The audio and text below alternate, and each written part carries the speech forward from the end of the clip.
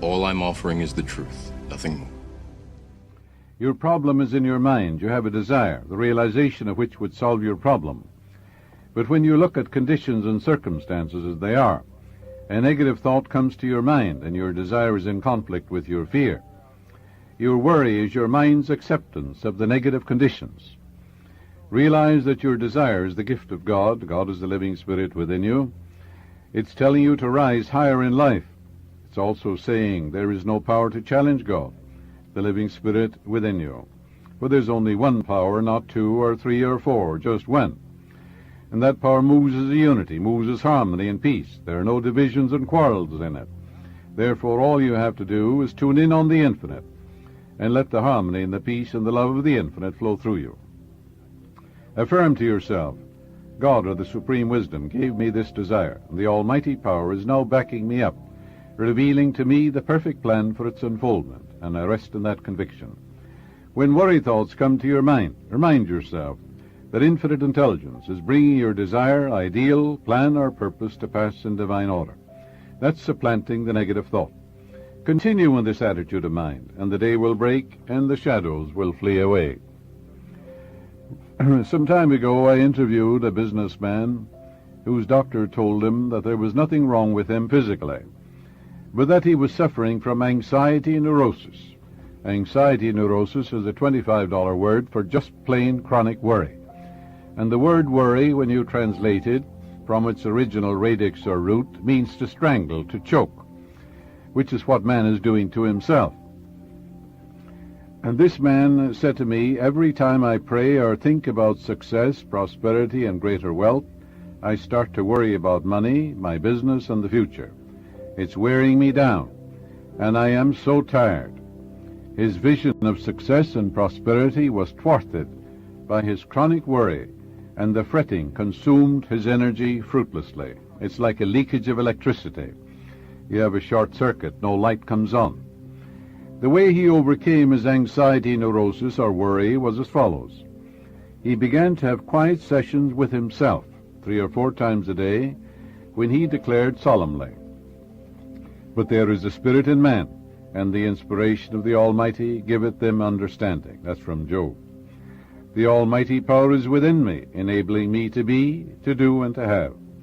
This wisdom and power of the Almighty backs me up and enables me to fulfill all my goals. I think about the wisdom and power of the Almighty regularly and systematically. And I no longer think about obstacles, delays, impediments, and failure. I know that thinking constantly along this line builds up my faith and confidence, and increases my strength and poise. For God hath not given us the spirit of fear, but of power, and of love, and of a sound mind. As he continued to do this regularly and systematically, you know what happened. These truths enter into his conscious mind, and then the brain sends these healing vibrations all over his system. They go into his subconscious mind, and like spiritual penicillin, they destroy the bacteria of worry, fear, anxiety, and all these negative thoughts. In a month's time, he arrived at that awareness of the strength, power, and intelligence which were divinely implanted in him at his birth. He has conquered his worries by partaking of the spiritual medicine of the supreme wisdom and infinite intelligence locked in your subconscious depths. About a year ago, a distraught mother visited me, saying that she was terribly worried about her son in Vietnam. I gave her a specific prayer to use night and morning for herself and for her son. Subsequently, her son returned from Vietnam. He married and settled down, and she again came back to see me, just as worried as before. You see, she wasn't worried about the things she said she was worried about. She was just guilty of plain, downright laziness, apathy, indifference, sloppy thinking, because all she had to do was to tune in on the infinite, which lies stretched in smiling repose, and think godlike thoughts, and all the power of the Godhead flows through these godlike thoughts. In other words, think good and good follows, think evil and evil follows.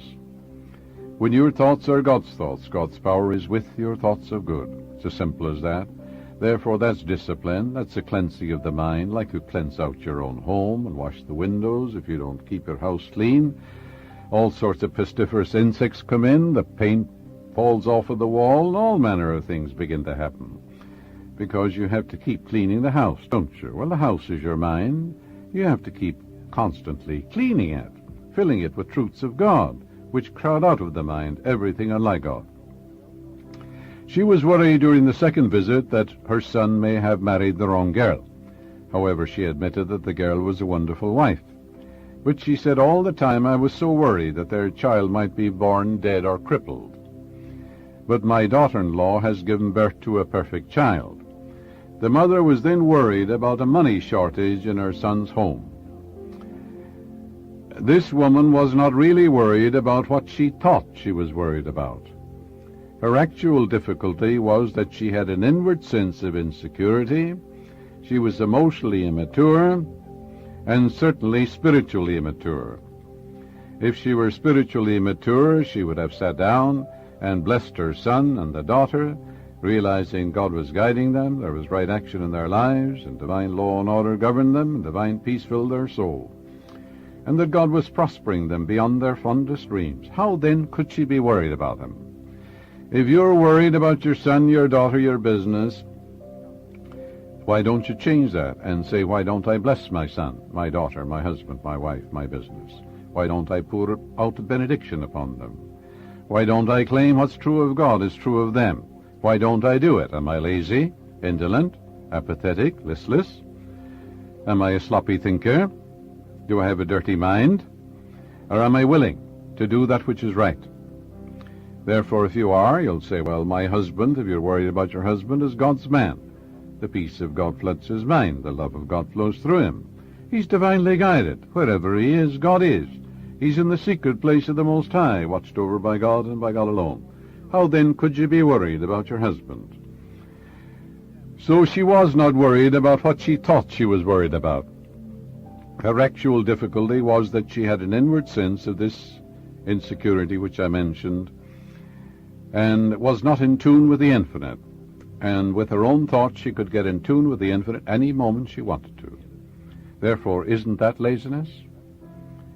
While talking to her, I was able to show her that she was the creator of her own worries, and she thereupon replaced her inner sense of security with a real feeling of security. I wrote out a special prayer for her to use. Anyone can use it. Emerson says, nothing will give you peace but the triumph of principles, and that's true. Here's the prayer. He that dwelleth in the secret place of the Most High shall abide under the shadow of the Almighty. That's taken, of course, from the 91st Psalm, the great psalm of protection. I dwell in the secret place of the Most High. This is my own mind. All the thoughts entertained by me conform to harmony, peace, and goodwill. That's discipline. My mind is the dwelling place of happiness, joy, and a deep sense of security. All the thoughts that enter my mind contribute to my joy, peace, and general welfare. I live, move, and have my being in the atmosphere of good fellowship, love, and unity. All the people that dwell in my mind, the people that dwell in your mind are thoughts, ideas, images, feelings, emotional reactions, and so forth. All the people that dwell in my mind are God's children, meaning they're God's ideas.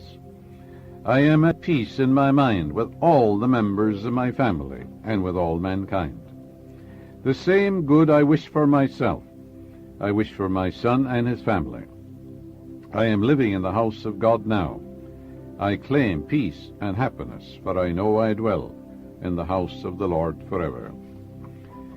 She reiterated these truths frequently during the day, and these wonderful spiritual vibrations neutralized and obliterated the disease-soaked worry center in her subconscious mind, which is like a psychic wound, a festering, traumatic wound. She discovered that there were spiritual reserves on which she could call to annihilate the negative thoughts. As she saturated her mind with these wonderful spiritual verities, she became possessed by a deep faith in all things good, and she is now living in the joyous expectancy of the best. A banker recently asked me to give him a simple practical prayer to overcome his anxiety or worry. I suggested that every morning before the day's work he be alone and identify himself mentally and emotionally with these truths.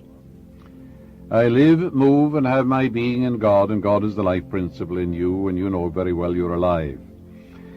And God is the progenitor, the Father of all. So all religions of the world say our Father. And he said, God lives, moves, and has his being in me. You know, that's a wonderful prayer. Did you ever say to yourself, I am the temple of the living God, God lives in me? You know, that's one of the greatest prayers you can use.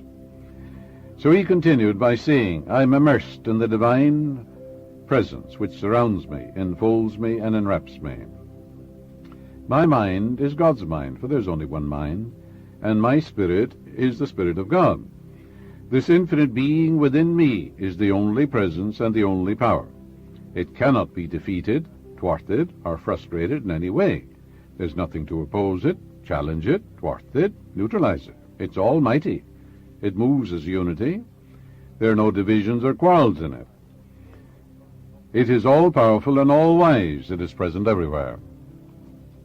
As I unite mentally with this infinite power through my thoughts, I know I am greater than any problem. I grapple courageously with all difficulties and problems, knowing that they're divinely outmatched. And whatever strength, power, and creative ideas I need will automatically be given to me by the divine intelligence within me. I know the infinite lies stretched in smiling repose within me, where all is bliss, harmony, and peace. I am now in tune with the infinite, and as wisdom, power, and intelligence become active and potent in my life. This is the law of my being, and I know God's peace fills my soul. I know I can think of two things at the same time. I can bless my son and denounce him in the same breath. I can think of failure and dwell upon success at the same time in my mind. This is the law of your being, and then God's peace fills your soul. This banker understood what he was doing and why he was doing it. He said to me, as I affirm these truths, I imagine they're falling down from my conscious to my subconscious mind, and by a process of spiritual osmosis through every atom of my being. Every time I meet him in the bank, he tells me of some additional wonderful event in his life and those of his associates. He is calm, serene, poised, and balanced. He knows that the quiet mind gets things done. He knows you can't think of two things at the same time. He knows that prayer is discipline, that when a fear or worry thought comes to your mind, you supplant it. If a thought of anger comes, you can say, God's peace fills my soul. Do you shovel out the darkness in your own home? No, you turn on the light, don't you? And the light dissipates the darkness, like the sun dissipates the mist. And darkness is absence of light. All you have to do is turn on the light in your own mind. You can say, I dwell in the secret place of the Most High. I abide in the shadow of the Almighty. I will say of the Lord, He's my refuge, my fortress. My God, in Him will I trust.